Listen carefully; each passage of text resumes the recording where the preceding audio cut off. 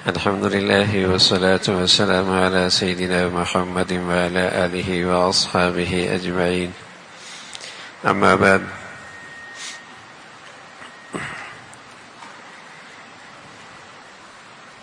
ہماری یہ نشست خصوصیت کے ساتھ یہ سورہ کہف کے متعلق اس کی تفسیر، اس کا مضمون مفہوم پیش کرنا ہے۔ اس سورت کا انتخاب کیوں ہوا؟ خصوصیت کے ساتھ اس سورت کا انتخاب تو اللہ کے نبی صلی اللہ علیہ وسلم کا ارشاد ایک پیش نظر تھا۔ آپ علیہ الصلوۃ والسلام نے فرمایا کہ جو اس سورت کو جمعے کے دن تلاوت کرتا ہے اور پھر 8 دنوں میں وہ کسی بھی فتنے کا شکار نہیں ہوتا، یہاں تک کہ اگر دجال بھی آ جائے جو آدم سے لے کر قیامت تک آنے والا درمیان کا سب سے بڑا فتنہ ہے، وہ فتنہ بھی آ جائے تو اس سورت کی برکت سے آدمی اس سے بھی محفوظ ہو جائے گا۔ اس لیے مسلمانوں کا ہمیشہ معمول رہا ہے جمعے کے دن اس سورت کی تلاوت کا، بلکہ مسلمانوں کے سینوں کے اندر یہ محفوظ بھی رہی ہے اور مسلمان اس کو اپنے سینے میں محفوظ بھی کر لیتے ہیں۔ کیا یہ اچھی بات ہے؟ ہم اس کا مضمون بھی پڑھیں اور سیکھیں اور ساتھ ہی ساتھ اس سورت کو محفوظ بھی اپنے سینے میں کر لیں۔ ہماری یہ نشست 1 مہینے کے بعد ہوگی۔ پورے 1 مہینے کے درمیان ہم اس کا مضمون بھی یاد کر سکتے ہیں، ان کے الفاظ بھی یاد کر سکتے ہیں،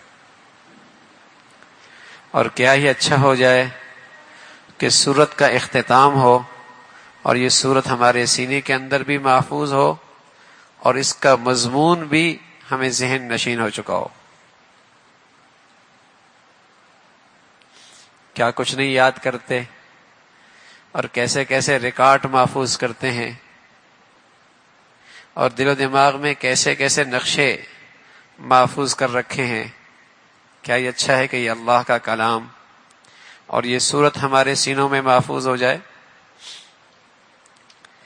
اور اگر یہ پوری سورت محفوظ نہیں ہو سکتی، یاد نہیں ہو سکتی، تو کم از کم یہ ہو جائے کہ اسے ہر جمعے میں تلاوت کا معمول بنا لیں۔ اور ظاہر ہے کہ تھوڑا بہت اٹکتے بھی ہوں گے تو اسے کسی سے اچھے طریقے سے ناظرہ پڑھ لیں، تاکہ جمعے کا دن یہ جو معمول ہے وہ معمول اچھے طریقے سے پورا ہو سکے۔ اعلیٰ درجے تو یہ ہے کہ اس کے الفاظ بھی سینے میں محفوظ ہو جائیں اور اس کا مضمون اور مفہوم بھی ذہن نشین ہو جائے۔ ادنا درجہ یہ ہے کہ اس کی ناظرہ تلاوت اچھی ہو، تاکہ زندگی بھر جمعے کے دن ہم اس کا معمول بنا سکیں۔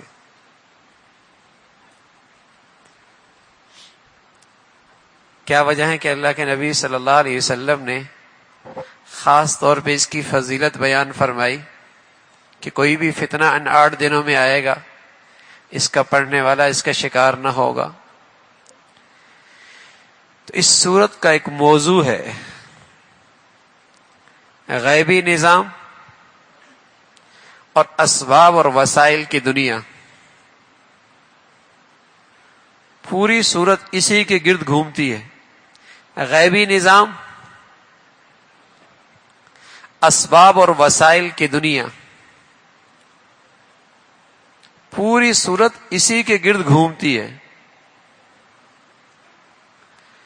مسلمان اس دنیا میں اسباب و وسائل استعمال کرتا ہے، لیکن اس کا ایمان غیبی نظام پر ہے، غیبی نظام پر ہے کہ یہ اسباب اسی وقت نتائج دے سکتے ہیں یہ وسائل اسی وقت کوئی نتیجہ دے سکتے ہیں جب غیبی نظام کی چاہت ہو جائے. اللہ کی قدرت، اللہ کی قدرت. اور جو لوگ صرف اس عالم کے اسباب و وسائل میں کھو جاتے ہیں تو ان کے پیش نظر ان کی ساری زندگی صرف اسباب و وسائل کے گرد گھومتی ہے اور اس غیبی نظام سے بے خبر اور غافل ہو جاتے ہیں. دجال دجل سے ہے فریب دینے والا، فریب دینے والا. دکھاتا کچھ ہے، پیچھے حقیقت کچھ ہوتی ہے. ظاہر کچھ ہے، حقیقت کچھ ہے. دجل، فریب. آج کی دنیا میں یہ فریب کی دنیا ہے. الفاظ اور عنوانات کچھ ہیں اور اس کے پیچھے سازش کچھ ہے. جھنڈا انسانی حقوق کا ہے، لیکن ان الفاظ کے پیچھے حقیقت کیا ہے کہ جتنے انسانی حقوق اس میں پامال ہو رہے کبھی نہیں ہوئے.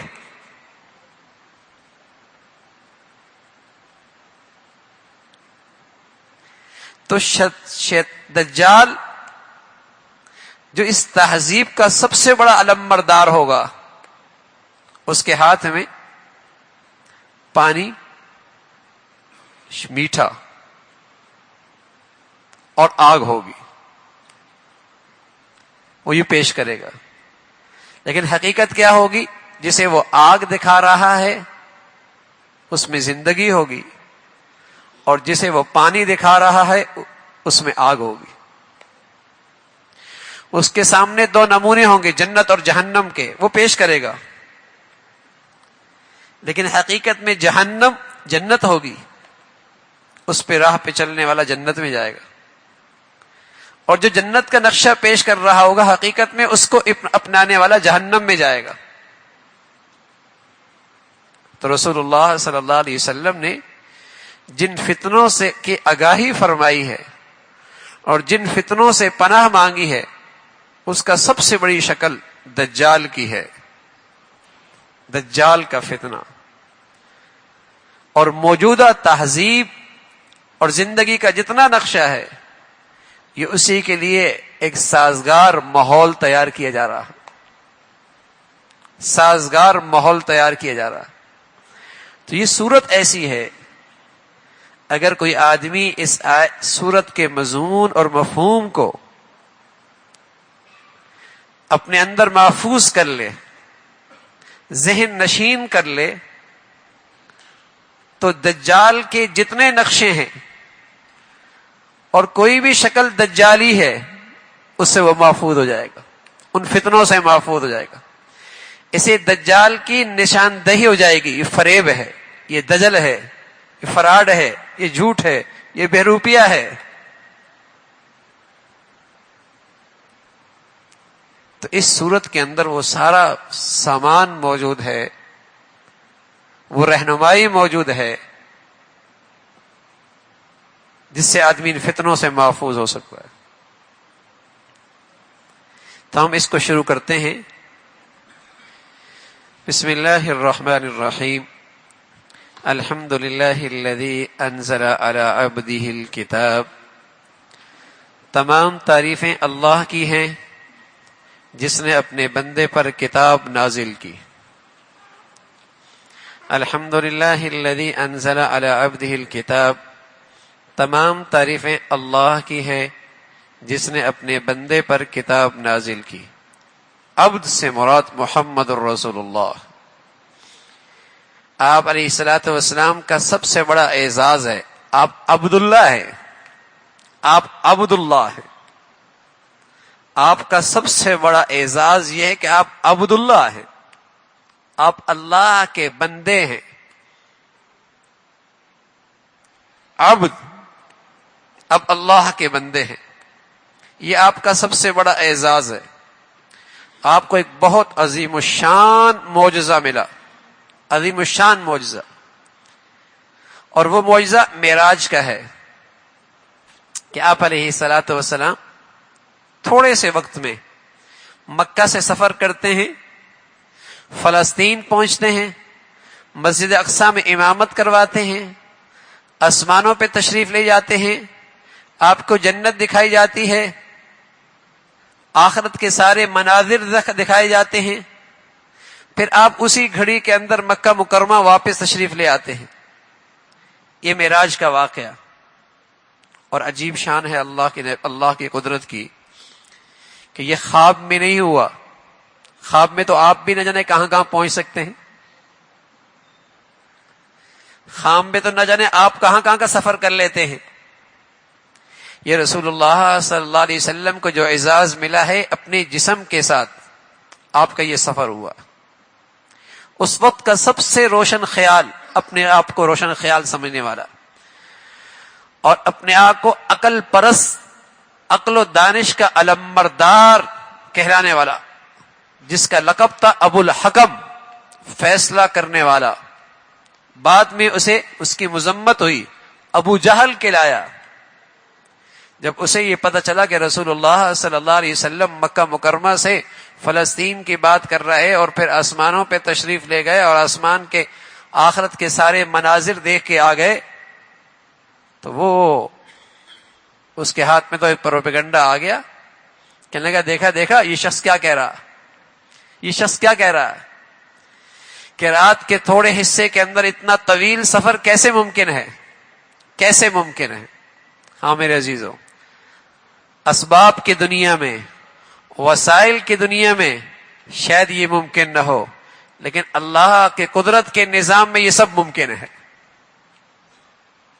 جو لوگ اسباب و وسائل کے گرد اپنی سوچ رکھتے ہیں، انہیں بہت ساری حقیقتوں پر ایمان، بہت ساری حقیقتوں کا وہ انکار کر دیتے ہیں کہ یہ کیسے ممکن ہے، میری عقل میں نہیں آ رہی، میری سمجھ میں نہیں آ رہی، میری عقل میں نہیں آ رہی، میری سمجھ میں نہیں آ رہی۔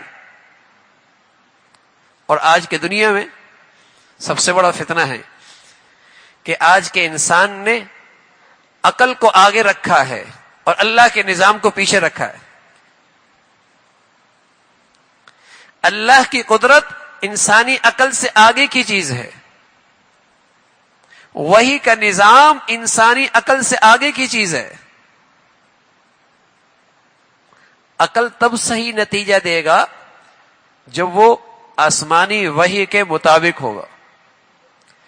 اگر عقل کو آسمانی وحی کی رہنمائی کے بغیر چلایا، گمراہ کر دے گا، گمراہ کر دے گا، تو اس وقت کا اپنے آپ کو عقل پرست کہنے والا، روشن خیال کہنے والا کہنے لگا یہ کیسے ممکن ہے، یہ تو ممکن نہیں ہے۔ لیکن سبحان اللہ، وہاں بھی غیبی نظام پر ایمان لانے والے موجود تھے۔ حضرت ابو بکر رضی اللہ تعالیٰ عنہ کی خدمت میں یہ بات آئی کہ لوگ یوں کہہ رہے ہیں، تو حضرت ابو بکر فرمان لگے رضی اللہ تعالیٰ عنہ، اگر یہ بات محمد الرسول اللہ کہہ رہے ہیں تو پھر سچ کہہ رہے ہیں، اگر وہ کہہ رہے ہیں تو پھر سچ کہہ رہے ہیں۔ تو آپ کا لقب پڑ گیا صدیق، تصدیق کرنے والا۔ جب ساری دنیا اسباب و وسائل کے گرد الجھی ہوئی تھی اور آپ اس وقت غیبی نظام پہ ایمان رکھ رہے تھے، اس کی تصدیق کر رہے تھے کہ اللہ کی قدرت میں یہ سب کچھ ہو سکتا ہے، اور چونکہ محمد الرسول اللہ کہہ رہے ہیں تو سچ کہہ رہے ہیں۔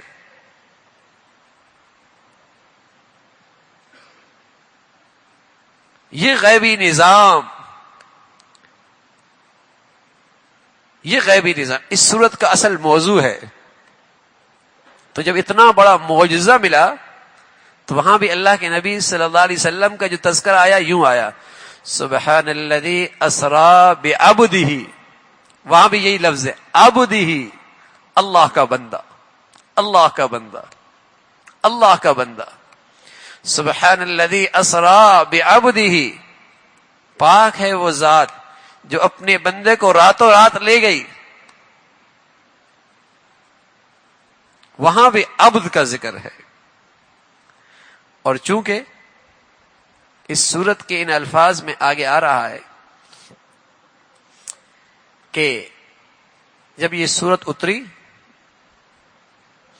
یہ ہجرت کے بعد اتری. یہ سورت ہجرت کے بعد، جب آپ مدینہ منورہ تشریف لے گئے ہجرت کے بعد، تو اس وقت مشرک بھی تھے، یہودی بھی تھے، عیسائی بھی تھے. ایک چیز میں یہ سب شریک تھے، ایک غلط نظریہ، ایک غلط عقیدے میں سب کا آپس میں اتحاد تھا. اور وہ کیا تھا کہ اللہ کی اولاد ہے. مشرک کہتے فرشتے اللہ کی اولاد ہیں. یہودیوں کا عقیدہ اور نظریہ تھا عزیر علیہ الصلوۃ والسلام اللہ کے بیٹے ہیں. عیسائیوں کا عقیدہ اور نظریہ تھا عیسیٰ علیہ الصلوۃ والسلام اللہ کے بیٹے ہیں، اللہ کے بیٹے ہیں. تو قرآن تو قیامت تک کے لیے ہے. رسول اللہ صلی اللہ علیہ وسلم کے بارے میں مسلمانوں کا نظریہ، عقیدہ صاف اور واضح ہو کہ رسول اللہ صلی اللہ علیہ وسلم روئے زمین پہ بلکہ اس کائنات میں اللہ کے بعد ہستی تو محمد الرسول اللہ کی ہے. لیکن یاد رکھیے ہیں وہ اللہ کے بندے، ہیں عبداللہ، ہیں وہ عبداللہ. مرتبہ، اعزاز، شان کیا ہے؟ اللہ کے بعد کوئی ہستی ہے تو محمد الرسول اللہ کی. لیکن آپ کی شان میں سب سے بڑا کمال کیا ہے؟ آپ عبودیت میں کمال پر ہے. عبودیت میں، اللہ کی بندگی میں آپ سب سے اعلیٰ درجے پر فائز ہیں اللہ کے بندے، ہیں اللہ کے بندے. تو یہودی گمراہی کا شکار ہو گئے، انہوں نے حضرت عزیر کے بارے میں غلو کیا، حد سے تجاوز کیا. عیسائی گمراہ ہوئے، عیسیٰ علیہ الصلوۃ والسلام کی شان میں حد سے تجاوز کیا. محمد الرسول اللہ اپنی نبی کے بارے میں اس وقت تک ہدایت پہ رہیں گے جب تک ان کا عقیدہ وہی ہوگا جو قرآن بتا رہا کہ روئے پوری کائنات میں اگر کوئی ہستی ہے اللہ کے بعد وہ محمد الرسول اللہ کی. لیکن آپ نہ اللہ کے بیٹے ہیں، نہ اللہ کے شریک ہیں، نہ اللہ کے بیٹے ہیں، نہ اللہ کی قدرت میں شریک ہیں آپ اللہ کے بندے. اور آپ کی سب سے بڑا اعزاز یہ ہے کہ آپ عبودیت میں سب سے اعلیٰ درجے پر فائز ہیں، عبودیت میں اعلیٰ درجے پہ. تو الحمدللہ الذی انزل علی عبدہ الکتاب، تمام تعریفیں اللہ کی ہیں جس نے اپنے بندے پر کتاب نازل کی. الکتاب اس سے مراد قرآن ہے. اس کا مطلب ہے قرآن. قرآن کا ایک اعزاز ہے جو تورات کا اعزاز نہ رہا، جو انجیل کا نہ رہا، جو زبور کا نہیں ہے، صرف قرآن کا ہے. وہ کیا کہ قرآن کتاب اللہ بھی ہے، کلام اللہ بھی ہے. کتاب اللہ بھی ہے، کلام اللہ بھی ہے. یعنی یہ لکھی ہوئی بھی آئی اور یہ اللہ کے اندر سے بھی نکلی ہوئی ہے. تورات، انجیل، زبور یہ صرف لکھی ہوئی آئی، صرف کتاب اللہ ہے. لیکن قرآن مجید کلام اللہ بھی ہے، کتاب اللہ بھی. یہ اس کتاب کا اعزاز ہے. تو یہ کتاب نازل کی اللہ نے، وَلَمْ يَجْعَلْ لَهُ عِوَجًا، اس میں کسی قسم کی کوئی خامی نہیں رکھی. سبحان اللہ. الفاظ کے لحاظ سے نہ اس کی فصاحت میں کوئی کمی ہے، نہ اس کی بلاغت میں کوئی کمی ہے، نہ اس کی فصاحت میں کوئی کمی ہے، نہ اس کی بلاغت میں کوئی کمی ہے. اور اس کے معنی اور مفہوم بھی ایسے نہیں کہ کوئی حکم حکمت سے خالی ہو اور حکمت کے خلاف ہو. قرآن ایسی کتاب ہے، اس کے الفاظ بھی فصاحت اور بلاغت کے اعلیٰ درجے پر، اور اس کے تمام تر احکامات حکمت کے اعلی درجے پر، حکمت کے اعلی درجے پر ایسا کلام کہیں نہیں۔ عرب فصحاء اور بلغاء وہ منٹوں میں کئی سارے عربی میں اشعار کہہ دیا کرتے تھے، لیکن جب قرآن نے انہیں چیلنج کیا، کوئی ہے ایسا کہ اس جیسا کلام بنا کے لے آئے، کوئی صورت ہی بنا کے لے آئے، سب عاجز ہو گئے، اس لیے کہ یہ کلام اللہ ہے، اللہ کے اندر سے نکلا ہوا ہے، اللہ کے اندر سے نکلا ہوا ہے، اور اس کے معنی اور مفہوم عین حکمت کے مطابق ہیں، عین حکمت کے مطابق ہیں۔ تو بتایا وَلَمْ يَجْعَلْ لَهُ عِوَجًا، اس میں کسی قسم کی کوئی خامی نہیں رکھی، قیما، ایک سیدھی سیدھی کتاب، لِيُنذِرَ بَأْسًا شَدِيدًا، جو اس نے اس لیے نازل کی ہے کہ لوگوں کو اپنی طرف سے، لِيُنذِرَ بَأْسًا شَدِيدًا مِن لَدُنْ، جو اس نے اس لیے نازل کی ہے کہ لوگوں کو اپنی طرف سے ایک سخت عذاب سے آگاہ کرے، وَيُبَشِّرَ الْمُؤْمِنِينَ الَّذِينَ يَعْمَلُونَ الصَّالِحَاتِ، اور جو مومن نیک عمل کرتے ہیں ان کو خوشخبری دے کہ ان لہم اجرا حسنا، ان کو بہترین اجر ملنے والا ہے۔ پورا قرآن اس کے گرد گھوم رہا ہے، پورا قرآن اس کے گرد گھوم رہا ہے کہ ماننے والوں کا انجام کیا ہونے والا ہے اور نہ ماننے والوں کی سزا کیا ہونے والی ہے، ماننے والوں کیا انعامات ملنے والے ہیں اور نہ ماننے والوں کے لیے کیا سزا کا نقشہ ہے۔ پورا قرآن اس کے گرد گھومتا ہے کہ ماننے والوں کو کیا ملے گا، جو اس قرآن پر ایمان لائے اور اس کے مطابق اپنی زندگی ڈال لی، انہیں کیا کچھ ملے گا، اور جو اس کے انکاری ہیں، جو اس پر ایمان نہیں لاتے، ان کی سزا کیا ہے۔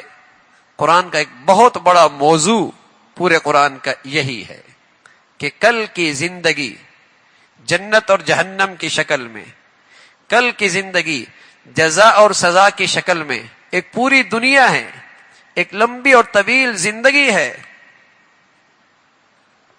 تو قرآن کا ایک بہت بڑا موضوع یہی چیز ہے کہ لِيُنذِرَ بَأْسًا شَدِيدًا، اللہ نے ایک ایسی سیدھی کتاب اتاری، لِيُنذِرَ بَأْسًا شَدِيدًا مِن لَدُنْ، جو اس نے اس لیے نازل کی ہے کہ لوگوں کو اپنی طرف سے ایک سخت عذاب سے آگاہ کرے، وَيُبَشِّرَ الْمُؤْمِنِينَ الَّذِينَ يَعْمَلُونَ الصَّالِحَاتِ، اور جو مومن نیک عمل کرتے ہیں، أَنَّ لَهُمْ أَجْرًا حَسَنًا، ان کو خوشخبری دے کہ ان کو بہترین اجر ملنے والا ہے۔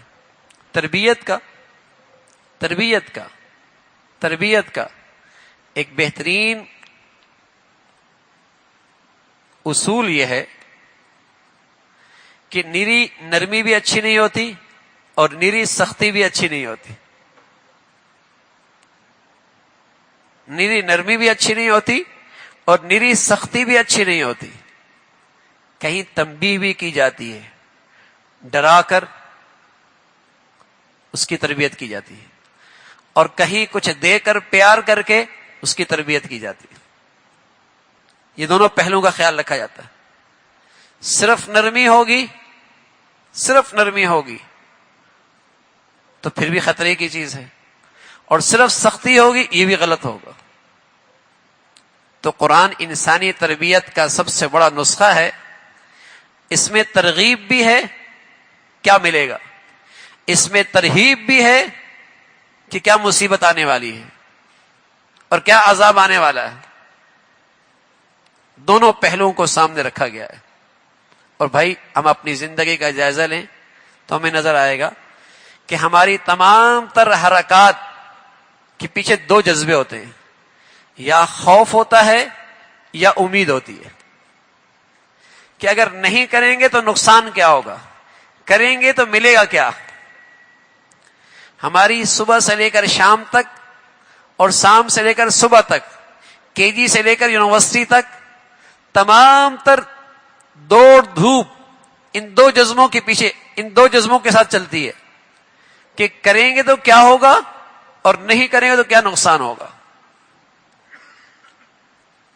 تو یہی اصول قرآن کے اندر بھی ہیں. انسانی تربیت کے عمل پہ آمادہ کرنے کے لیے، عمل پہ آمادہ کرنے کے لیے، اسلامی زندگی پر آمادہ کرنے کے لیے یہ دو چیزیں سامنے رکھی گئی ہیں کہ دیکھو بھائی اللہ کی طرف سے کیا انعام ملنے والا ہے، دیکھو بھائی نہیں کرو گے کیا سزا ہونے والی ہے. تو اسی کا تذکرہ فرمایا کہ اللہ رب العزت نے یہ کتاب نازل کی ہے کہ لوگوں کو اپنی طرف سے ایک سخت عذاب سے آگاہ کرے، اور جو مومن نیک عمل کرتے ہیں ان کو خوشخبری دے کر ان کو بہترین اجر ملنے والا ہے. ماکثین فیہ ابدا، جس میں وہ ہمیشہ ہمیشہ رہیں گے. وَيُنذِرَ الَّذِينَ قَالُوا اتَّخَذَ اللَّهُ وَلَدًا، اور تاکہ ان لوگوں کو متنبہ کرے جو یہ کہتے ہیں اللہ نے کوئی بیٹا بنا رکھا ہے. میں نے عرض کیا یہ غلط نظریہ مشرکین کا بھی تھا، یہودیوں کا بھی تھا، عیسائیوں کا بھی تھا. کوئی کہتے اللہ کی بیٹیاں فرشتے، کوئی کہتے عزیر اللہ کا بیٹا، کوئی کہتے عیسیٰ علیہ الصلوۃ والسلام اللہ کا بیٹا. تو اللہ رب العزت نے تردید فرمائی وَيُنذِرَ الَّذِينَ قَالُوا اتَّخَذَ اللَّهُ وَلَدًا. اور مسلمانوں کا عقیدہ کیا ہے؟ مسلمانوں کا عقیدہ یہ ہے لم یلد ولم یولد، لم یلد ولم یولد، اللہ کسی کی اولاد نہیں اور اللہ کی کوئی اولاد نہیں. مسلمانوں کا عقیدہ یہ ہے، مسلمانوں کا عقیدہ یہ ہے، اور یہی سچا عقیدہ ہے جس میں نجات ہے، جس میں نجات ہے.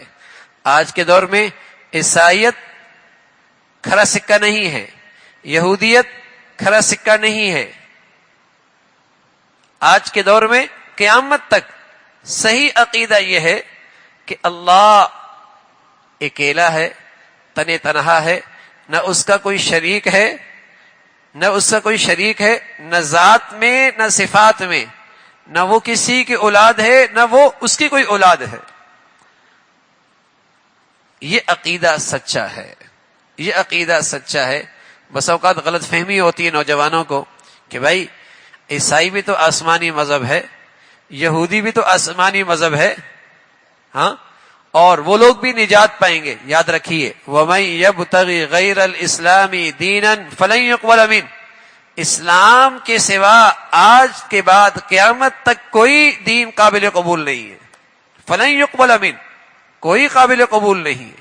صرف ایک دین جس کا نام اسلام ہے اور جس کی شریعت محمد رسول اللہ لے کے آئے ہیں، جس کی بنیاد عقیدہ توحید پر کھڑی ہے، صرف یہ دین نجات کا ذریعہ ہے. عیسائیت نہیں، یہودیت نہیں، صرف اسلام. تو اللہ رب العزت بتا رہے کہ وَيُنذِرَ الَّذِينَ قَالُوا اتَّخَذَ اللَّهُ وَلَدًا، اور تاکہ ان لوگوں کو متنبہ کرے جو یہ کہتے ہیں کہ اللہ نے کوئی بیٹا بنا رکھا ہے. مَا لَهُم بِهِ مِنْ عِلْمٍ، اس بات کا کوئی علمی ثبوت نہ ان کے پاس ہے، وَلَا لِآبَائِهِمْ، نہ ان کے باپ دادوں کے پاس ہے. نہ یہ عقیدہ تورات میں موجود ہے جو صحیح آسمان سے اتری تھی، نہ انجیل میں موجود ہے جو صحیح آسمان سے اتری تھی، نہ زبور بھی موجود ہے جو صحیح آسمان سے اتری تھی.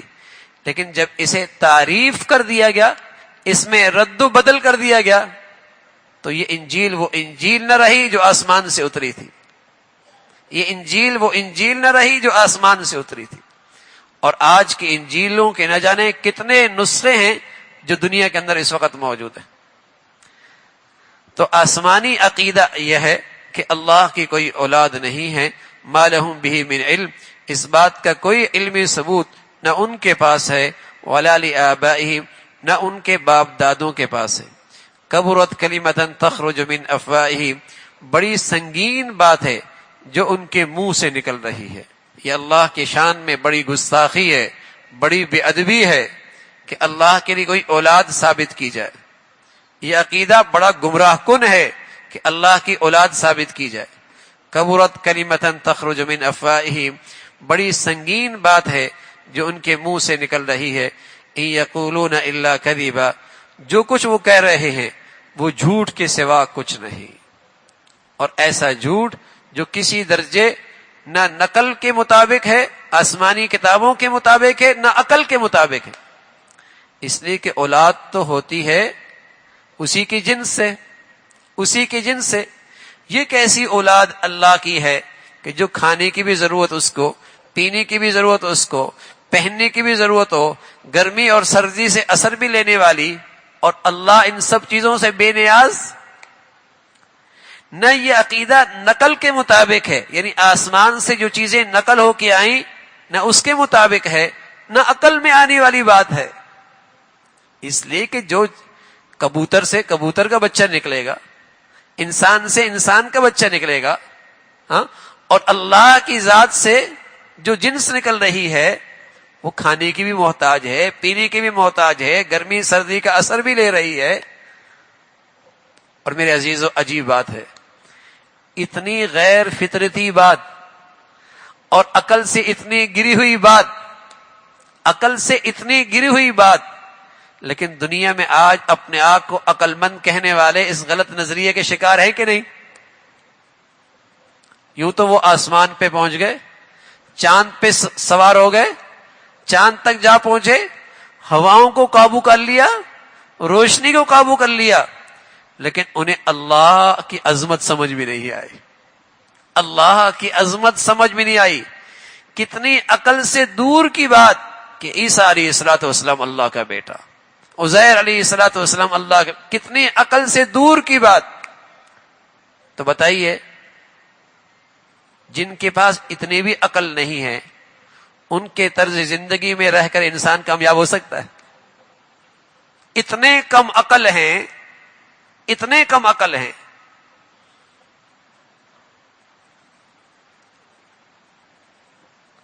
تو میرے عزیزو، عقل کا تقاضا بھی یہی ہے، نقل کا تقاضا بھی یہی ہے کہ اللہ کی کوئی اولاد نہیں ہے. کبرت کلمۃ تخرج من افواہہم، بڑی سنگین بات ہے جو ان کے منہ سے نکل رہی ہے. ان یقولون الا کذبا، وہ جو کچھ کہہ رہے ہیں وہ جھوٹ کے سوا کچھ نہیں، وہ جھوٹ کے سوا کچھ نہیں. جن کا عقیدہ اور جن کا مذہب، جن کا عقیدہ، جن کا مذہب اور جن کی پوری زندگی جھوٹ پہ کھڑی ہے، بتائیے. ہم بس اوقات بڑی تعریف کرتے ہیں، بڑے سچے لوگ ہیں وہ. کیا کہتے ہیں؟ بڑے سچے لوگ ہیں. کیا کہتے ہیں؟ بڑے سچے لوگ ہیں. اور جب ان کی تعریف اور خوبیاں گنانے آئے تو ایسا لگتا ہے وہ مسلمانوں سے بھی بہت آگے جا چکے. ارے جن کی پوری زندگی کی عمارت ہی جھوٹ پہ کھڑی ہے. مسلمانوں میں ہزار خامیاں صحیح، ہزار خامیاں صحیح، لیکن اگر اللہ کی نظریے، اللہ کے بارے میں عقیدے میں خامی نہیں ہے، عقیدے میں خامی نہیں ہے، اللہ کے بارے میں جو عقیدہ ہے اس میں خامی نہیں ہے، تو اللہ کی ذات سے امید ہے ایک نہ ایک دن اس کی بخشش ہو جائے گی. لیکن خدا نخواستہ اللہ کی شان میں یہ گستاخی ہو گئی، اس میں ہزاروں خوبیاں بھی ہوئیں، تب بھی اللہ کے یہاں اس کی کوئی قدر و قیمت نہیں ہے. اس کی ایک مثال بتاؤں، ایک لگائیں اور اس کے آگے زیرو لگائیں، پھر زیرو لگائیں، پھر زیرو لگائیں، پھر زیرو لگائیں، تو بتائیے بڑھتی چلیں گے نا، ہن سے بڑھتے چلے جائیں گے. 100، 10، 100، 1000، 10,000، لاکھ، بڑھتے چلے جائیں گے. لیکن اگر ایک نہ لگائیں اور ایک لگائیں لیکن اس سے پیچھے زیرو لگا دیں تو معاملہ مائنس میں چلا جائے گا، مائنس میں چلا جائے گا. ہاں میرے عزیزو، عقیدہ ٹھیک ہو، عقیدہ صحیح ہو، اللہ کے بارے میں، اللہ کے رسول کے بارے میں عقیدہ ٹھیک ہو، اس کے بعد ایک بھی زیرو لگا 10 تو ہو جائے گا. اور اگر عقیدہ ہی غلط ہے، یہ ایسا ہے جیسے زیرو لگا رہا ہے لیکن مائنس میں چل رہا ہے، مائنس میں چل رہا. تو مسلمان اور کافر میں بڑا بنیادی فرق ہے. یہ صحیح العقیدہ ہے اللہ کے بارے میں، اور کفر کی بنیاد کفر کی بنیاد جھوٹ پہ کھڑی ہے اور اللہ کی شان میں گستاخی اور بے ادبی بھی کھڑی ہے. اس لیے اللہ رب العزت نے کافر کو ظالم کہا ہے. وَمَنْ أَظْلَمُ مِمَّنْ كَذَبَ عَلَى اللَّهِ، اس سے بڑا ظالم کون ہو سکتا ہے جو اللہ پہ جھوٹ باندھتا ہے. اس لیے کافر کبھی انصاف پسند نہیں ہو سکتا. کافر کبھی انصاف پسند نہیں ہو سکتا، اس لیے کہ وہ تو اللہ کے بارے میں نا انصافی کر رہا ہے، وہ تو اللہ کے بارے میں جھوٹ بول رہا ہے، وہ تو اللہ کے حق میں ظلم کر رہا ہے. تو یہ بات بتائی کبرت کلمۃ تخرج من افواہہم، بڑی سنگین بات ہے جو ان کے منہ سے نکل رہی ہے. ان یقولون الا کذبا، وہ جو کچھ کہہ رہے ہیں وہ جھوٹ کے سوا کچھ نہیں.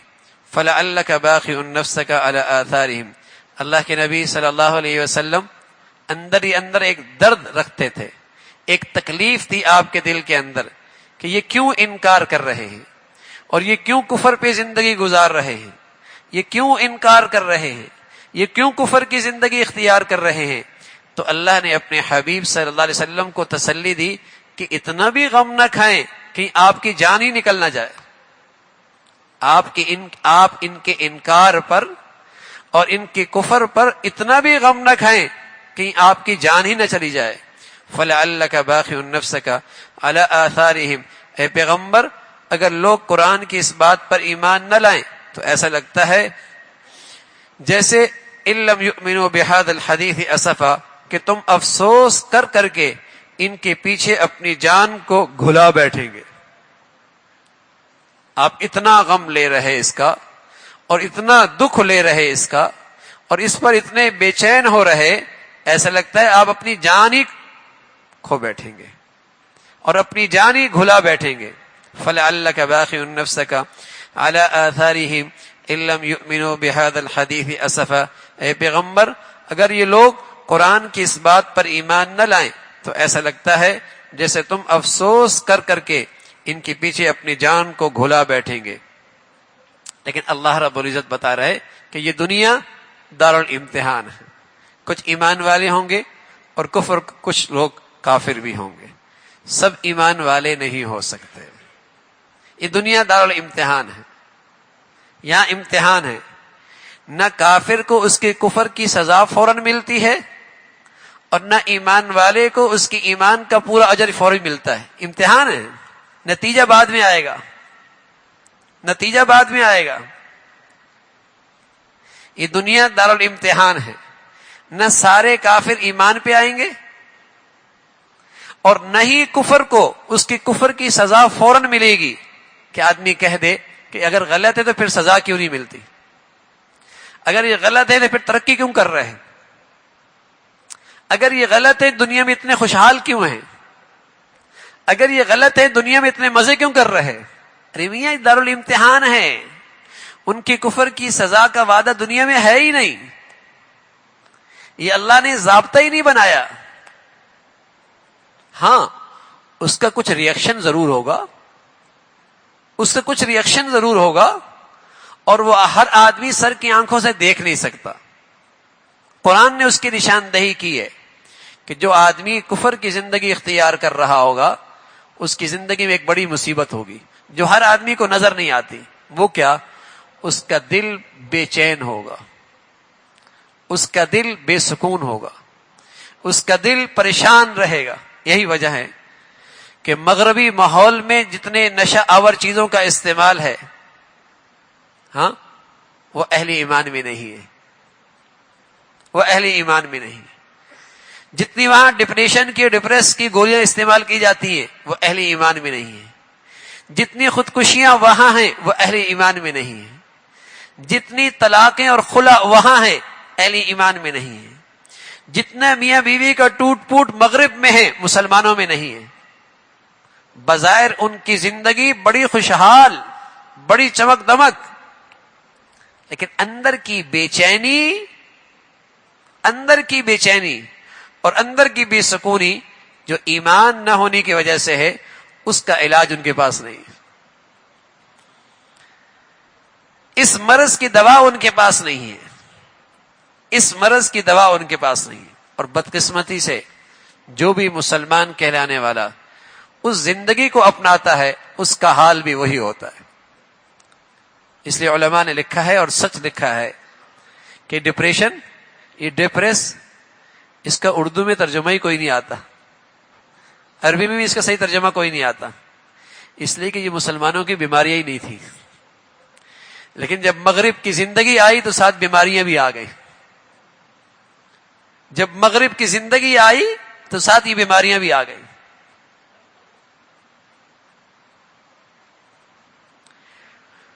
تو فرمایا کہ انا جعلنا ما علی الارض زینۃ لہا، یقین جانو کہ روئے زمین پر جتنی چیزیں ہیں ہم نے انہیں زمین کی سجاوٹ کا ذریعہ اس لیے بنایا ہے لنبلوہم، تاکہ لوگوں کو آزمائیں. یہ دنیا دارالامتحان ہے، یہ دنیا دارالامتحان ہے. اور جتنی اس دنیا کی چمک دھمک ہے اور دنیا کے اندر جتنی یہ نعمتیں ہیں یہ سب آزمائش کے لیے ہیں، امتحان کے لیے ہیں. لنبلوہم، تاکہ ہم انہیں آزمائیں. ایہم احسن عملا، کہ کون زیادہ اچھا عمل کرتا ہے.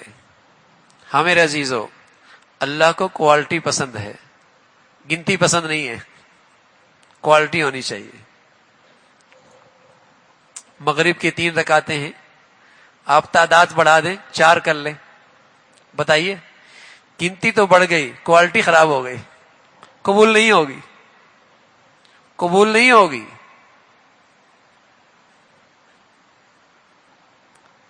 اس لیے اللہ نے احسن و عملہ کہا، اکثر و عملہ نہیں کہا. کون زیادہ عمل کرتا ہے، نہ کون اچھا عمل کرتا ہے.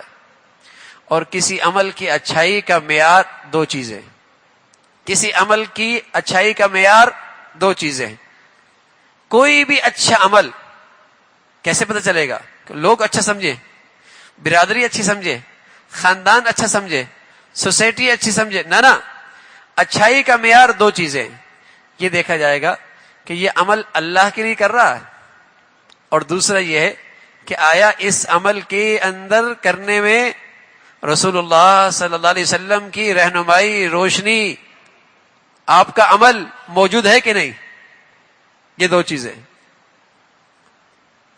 کہ سنت موجود ہے آپ ہی علیہ الصلوۃ والسلام کی، آپ کا طرز عمل موجود ہے، آپ نے اس کی رہنمائی فرمائی ہے، ایک. اور دوسرا یہ کہ وہ کس لیے کر رہا ہے، کس لیے کر رہا.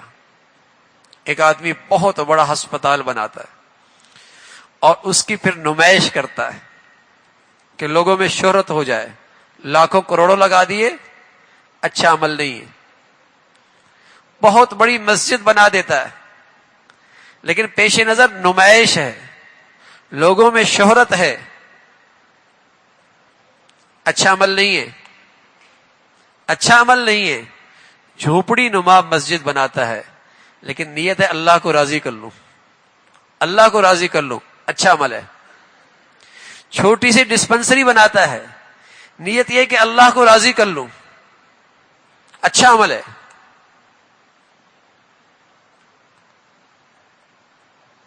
تو کسی عمل کی اچھائی کا معیار 2 چیزیں ہیں.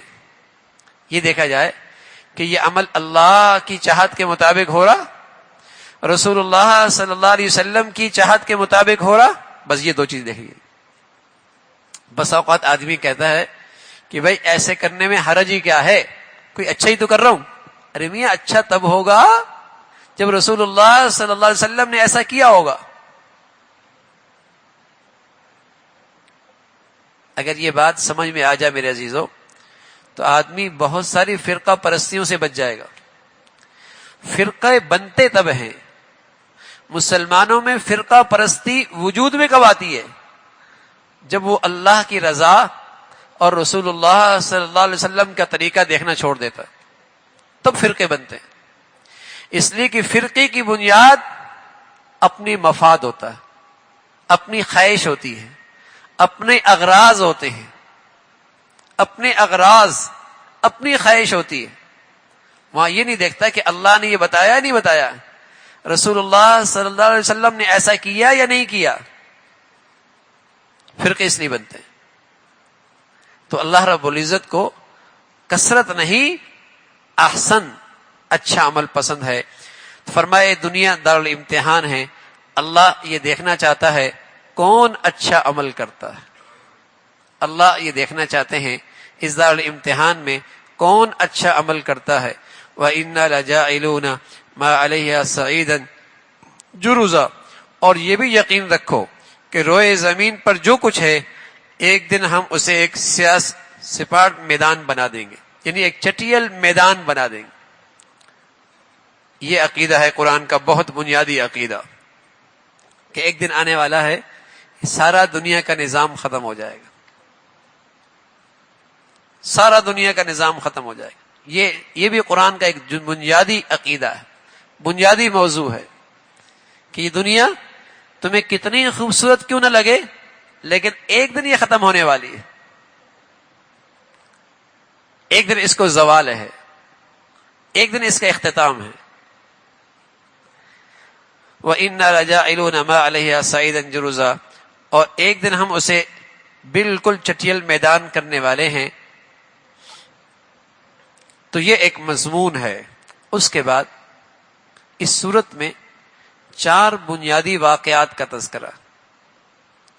ایک نوجوانوں کا جنہیں اصحاب کہف کہتے ہیں، اصحاب کہف، غار والے نوجوان، غار والے نوجوان. دوسرا اس میں ذکر ہے 2 باغ والے، 2 باغ والے، اس کا ذکر ہے. تیسرا حضرت موسیٰ علیہ الصلاۃ والسلام اور حضرت خضر علیہ الصلاۃ والسلام کا.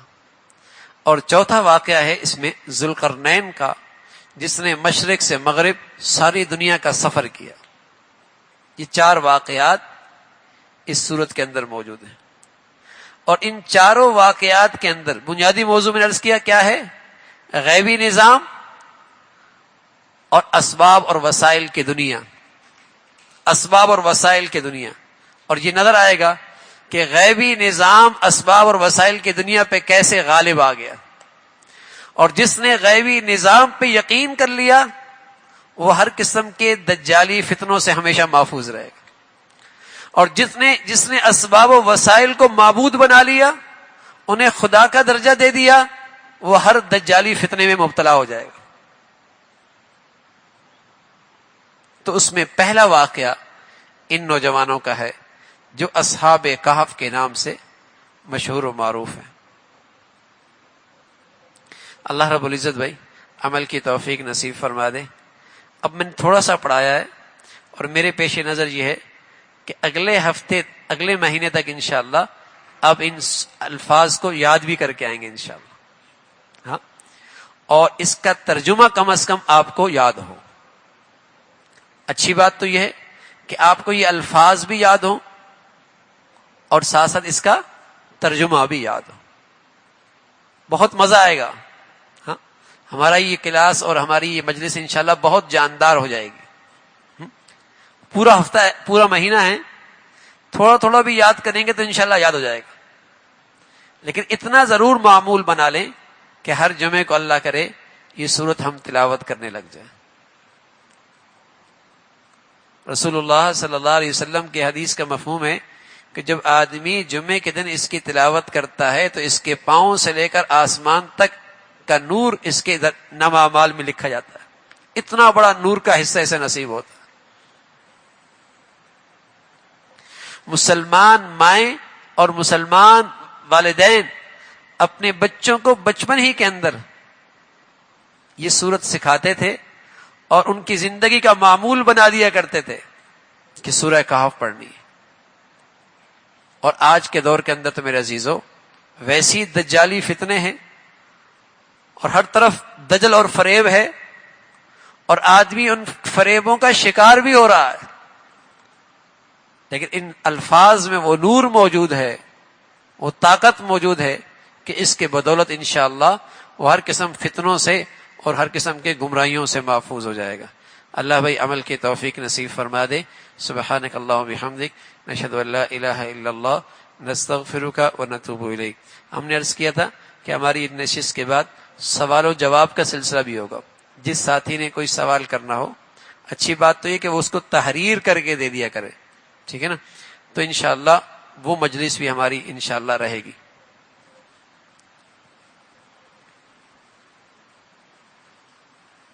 اس کی تلاوت کس وقت کی جائے؟ صبح صادق سے لے کر مغرب کی نماز تک، پورے دن، کسی وقت بھی توفیق مل جائے، کسی وقت بھی توفیق مل جائے، جمعے کے کسی بھی گھڑی کے اندر آپ اس کی تلاوت کر سکتے ہیں۔ اور وہ وقت بہت مناسب ہوتا ہے کہ جب آدمی جمعے کے دن مسجد میں جلدی آ جائے اور جلدی آ کر پہلے اس صورت کا اہتمام کر لے اور پھر ذکر و اذکار میں مشغول ہو کر جمعے کی نماز پڑھ لے، تو وہ وقت سب سے زیادہ مناسب ہوتا ہے۔ قیمہ سے اگر سیدھی کتاب ہے تو حدیث کی ضرورت کیوں پیش آئی؟ قیمن کے معنی مستقیمن، اس میں کوئی کجی نہیں ہے۔ اور قیم کا ایک لفظ یہ بھی ہے محافظ، یہ کتاب محافظ ہے، نگران ہے۔ کیا مطلب ہے؟ کہ یہ کامل بھی ہے اور لوگوں کو مکمل بھی کرنے والی ہے، خود بھی محفوظ ہے، لوگوں کی حفاظت بھی کرنے والی ہے، ٹھیک ہے نا۔ اور یہ مطلب نہیں ہے کہ اس کے اندر ہر چیز تفصیل سے موجود ہے، تفصیل حدیث میں، ٹھیک ہے نا۔ یہ قیم گمراہی کے مقابلے میں ہے، ٹھیک ہے نا، کہ اس میں کوئی گمراہی کی بات نہیں، کوئی کجی کی بات نہیں، کوئی خلاف حکمت بات نہیں، کوئی خلاف عقل بات نہیں، ٹھیک ہے نا۔ یہ مطلب نہیں کہ اس میں ہر چیز کی وضاحت پوری موجود ہے، تفصیل موجود ہے، تفصیل احادیث کے اندر ہے، تفصیل حدیث کے اندر ہے۔ جیسے نماز کے قرآن میں ہے اقیم الصلاۃ، نماز پڑھو، لیکن نماز میں کتنی رکعتیں پڑھو، کیا کیا پڑھو، اس کی تفصیل موجود نہیں۔ اس کے لیے حدیث کی ضرورت ہے، اس کے لیے حدیث کی ضرورت ہے۔ کتب علیکم الصیام، تم پہ روزہ فرض کیا گیا، اس کی تفصیل حدیث میں موجود ہے۔ وَلِلَّهِ عَلَى النَّاسِ حِجُّ الْبَيْتِ، تم پہ حج فرض کیا گیا، لیکن حج میں صفا میں جانا ہے، مروہ میں جانا ہے، مینا میں جانا ہے، مزدلفہ میں جانا ہے، عرفات میں جانا ہے، طواف کرنا ہے، اس کی تفصیل حدیث میں موجود ہے، ٹھیک ہے۔ اس لیے ہمارا ایمان ہے کہ جیسے قرآن قیامت تک محفوظ ہے، اور قرآن کی حفاظت قیامت تک کیوں ہے؟ ہدایت کا سرچشمہ ہے، ہدایت کا سرچشمہ ہے، اور یہ ہدایت کا سرچشمہ اس وقت تک نہیں ہو سکتا جب تک کہ حدیث ساتھ نہ ہو۔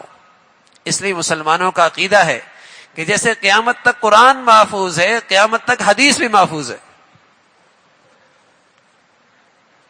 قیامت تک جیسے قرآن محفوظ ہے، قیامت تک احادیث بھی محفوظ ہے، ورنہ نرا قرآن حدیث کے بغیر ہدایت کا سرچشمہ نہیں بن سکتا، کیونکہ تفصیل موجود نہیں، تفسیر موجود نہیں، وضاحت موجود نہیں۔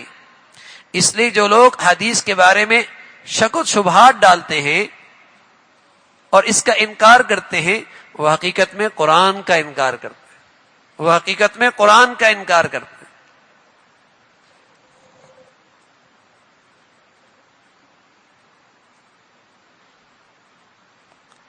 حضرت خضر علیہ الصلوۃ والسلام کہنا صحیح ہے، بالکل ٹھیک ہے۔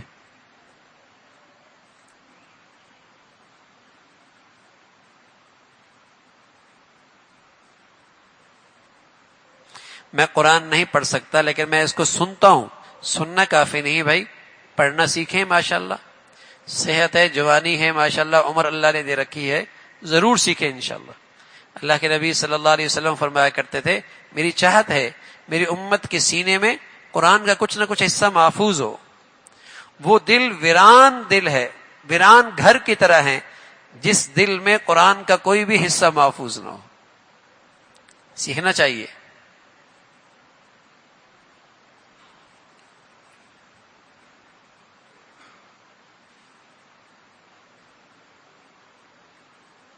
دجال ایک مخلوق ہے بھائی، دجال ایک شخص ہے، ٹھیک ہے نا۔ جب وہ دنیا میں آئے گا تو ایک آنکھ جو اس کی ہوگی وہ انگور کی طرح کانا ہوگا، انگور کی طرح پھولی ہوئی ہوگی، انگور کی دانے کی طرح عیبدار ہوگا۔ وہ ایک شخصیت ہے، وہ ہوگا۔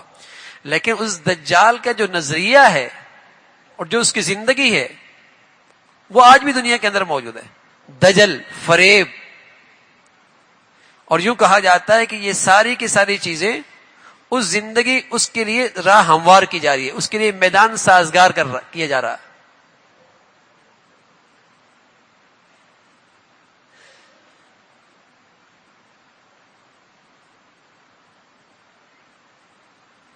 کیا؟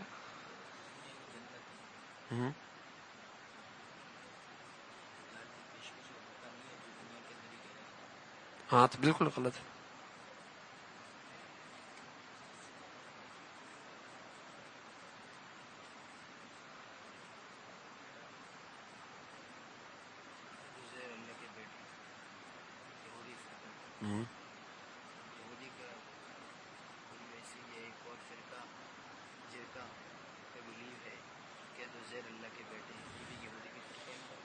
جی جی ایسا ہی.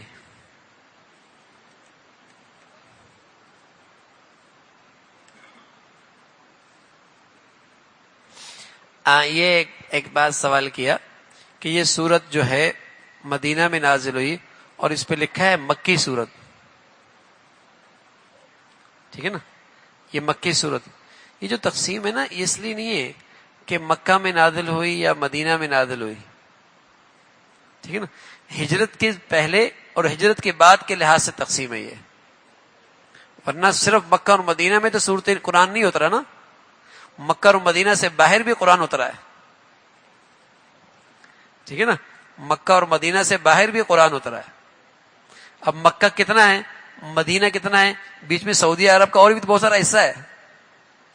تو یہ جو مکہ اور مدینہ کہتے ہیں، یہ تقسیم ہجرت کے لحاظ سے، ہجرت کے بعد ہجرت سے پہلے.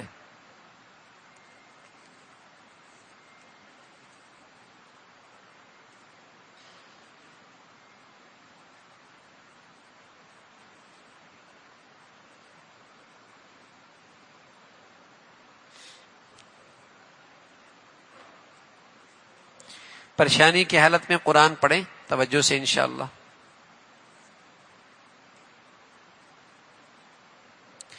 دین میں کھیل کی اہمیت. کھیل تو کھیلنا چاہیے لیکن کھیل کا بخار نہیں ہونا چاہیے. ٹھیک ہے نا، آج کی نئی نسل کو تو کھیل کا بخار ہے. ٹھیک ہے نا، یہ بخار صحیح نہیں ہے. جسمانی کھیل جس سے انسانی صحت کی حفاظت ہو اور اس انسانی جسم کی حفاظت ہو، تو اس کی شریعت نے حوصلہ افزائی کی ہے. لیکن کھیل کی ایسی شکلیں جس میں اللہ کی نافرمانی ہو، وقت کا ضیاع ہو، پیسوں کا ضیاع ہو، اسلام میں ایسی کوئی گنجائش نہیں ہے.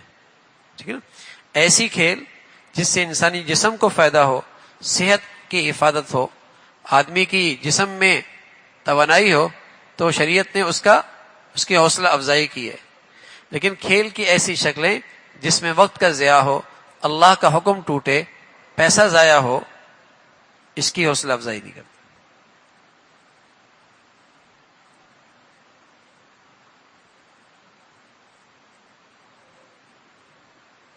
سورہ کہف کتنے وقت میں ختم ہوگی؟ یہ تھوڑی پڑی، انشاءاللہ آئندہ اس سے اضافہ ہوگا. لیکن یہ ہے کہ یہ اس لیے کہ تاکہ اللہ کرے آپ یاد کر کے بھی آ جائیں.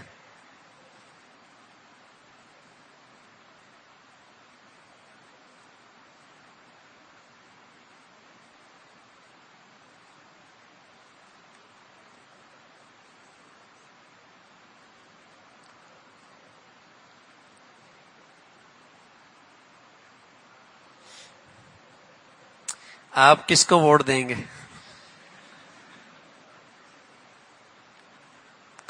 کوشش کروں گا انشاءاللہ جو سب سے اچھا مسلمان ہو.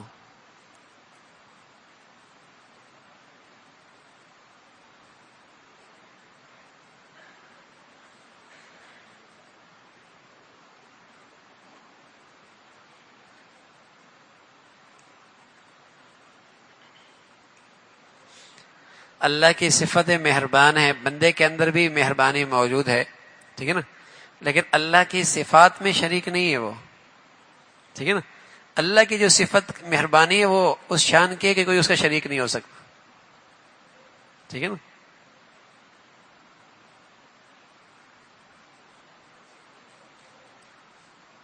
اللہ وہ تو حدیث میں آتا ہے نا تخلقوا باخلاق اللہ، تخلقوا باخلاق اللہ، اللہ کے اخلاق اپناؤ کہ اللہ مہربان ہے تم بھی اپنے اندر مہربانی پیدا کرو، اللہ رعوف ہیں تم بھی اپنے اندر نرمی پیدا کرو، اللہ شفقت کرنے والے ہیں تم بھی اپنے اندر شفقت پیدا کرو.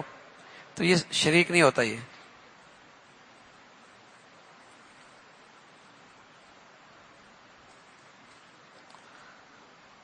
حضرت خضر علیہ الصلوۃ والسلام ابھی زندہ ہیں، ملاقات نہیں ہوئی بھائی.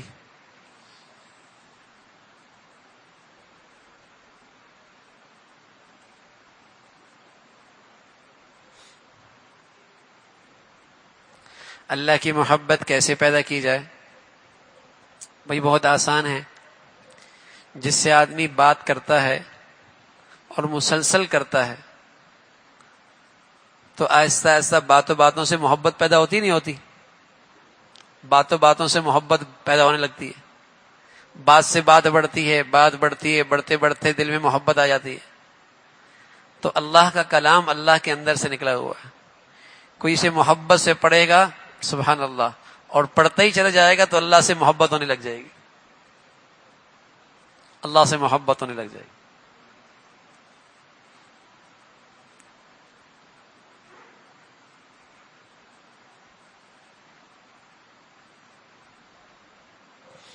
مولا کا مطلب ہے حاکم، اور حضرت علی کو مولا علی کہا اللہ کے نبی نے. تو پھر پہلے خلیفہ حضرت علی کو کیوں نہیں بنایا مولانا؟ تو لوگ تو ہمیں بھی مولانا کہتے ہیں بھائی، ٹھیک ہے نا. مولا اور مولانا کا ترجمہ تو ایک ہی ہے، مولانا. ہاں پھر ہم بھی خلیفہ اول بن جائیں گے؟ ایسا نہیں ہے بھائی. مولا کا لفظ جو ہے نا اس کے 16 معنی ہیں، اس کے کم از کم 16 معنی ہیں، ٹھیک ہے نا. اگر اس کو اللہ کے لیے استعمال کرو گے اس کا ترجمہ کچھ اور ہوگا، ٹھیک ہے نا. اور اللہ کے بندوں کے لیے اس کو استعمال کرو گے اس کا ترجمہ کچھ اور ہوگا، ٹھیک ہے نا. ترجمے کا فرق ہو جائے گا. اللہ کے لیے استعمال کرو گے اس کا ترجمہ کچھ اور ہوگا، اور بندوں کے لیے اس کو استعمال کرو گے اس کا ترجمہ کچھ اور ہو جائے گا. دیکھو ایک ہی لفظ ہے ضالن، اللہ کے نبی صلی اللہ علیہ وسلم کے لیے استعمال ہو وَوَجَدَكَ ضَالًّا، اور یہی ضالن کا لفظ اس کے اندر بھی ہے سورہ فاتحہ کے اندر ضالین، لیکن دونوں میں زمین و آسمان کا فرق ہے. دونوں کا زمین و آسمان کا فرق ہے. ایک ہی لفظ کہاں استعمال ہوا اس کا معنی بدل جاتا ہے. تو یہ مولا عربی کا لفظ ہے، ٹھیک ہے نا. اللہ کے لیے استعمال ہوتا ہے اس کا معنی کچھ اور ہے، بندوں کے لیے استعمال ہوتا ہے اس کا معنی کچھ اور ہے. سردار بھی ہے، بڑا بھی ہے، بزرگ بھی ہے، ٹھیک ہے نا. مختلف معنی ہے.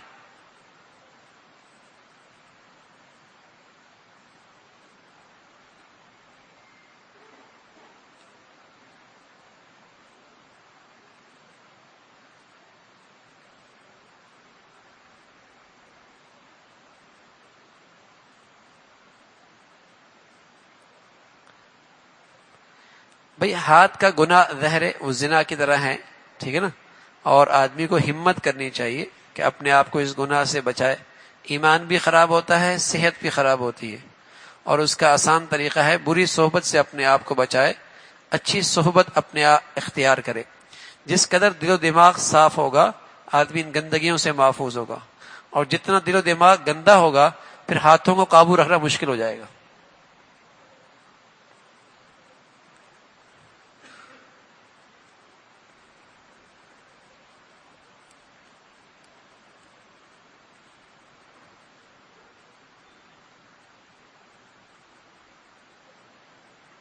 بس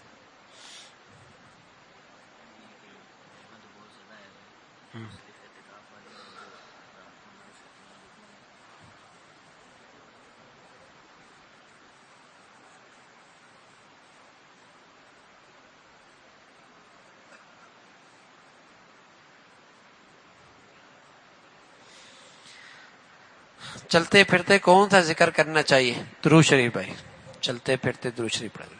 صلی اللہ علیہ وسلم سب سے چھوٹا درود ہے، صلی اللہ علیہ وسلم، ٹھیک ہے نا؟ درود شریف کی کثرت کیا کریں انشاءاللہ، ٹھیک ہے بھائی؟